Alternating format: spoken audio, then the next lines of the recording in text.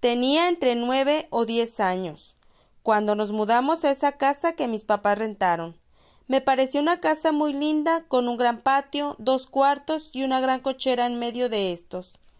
Todo marchó bien la primera semana, hasta aquel día que recuerdo perfectamente. Era de noche, y se me ocurrió asomarme a la cochera. La vi, ahí estaba, muy linda con su vestido de primera comunión impecable. Un velo le cubría su rostro. Extendió su mano y me hacía señas para que fuera con ella. No me dio miedo, creí que era algo real, pero aún así decidí no ir porque no tenía permiso de mis padres de salir a la cochera a esa hora. Le hice señas con mi dedo diciéndole que no. No recuerdo a qué hora la dejé de ver. Me retiré de la ventana y no le tomé más importancia, así que no le conté a mis padres.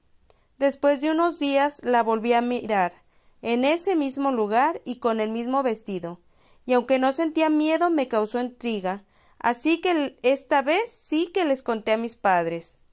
Mi mamá se preocupó mucho, puesto que a esa hora siempre tenía candado el cancel de la entrada y no había forma que viniera alguien y entrara a mi casa.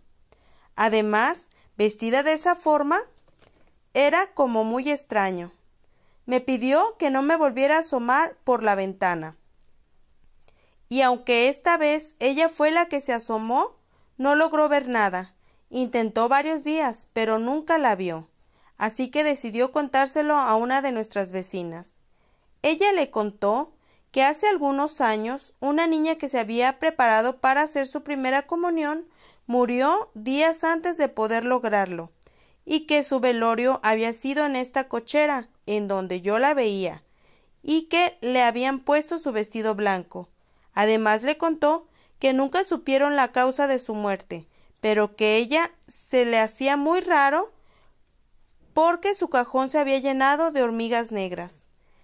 Ese día mis padres decidieron que nos cambiáramos de casa y ya no supe más sobre esa niña.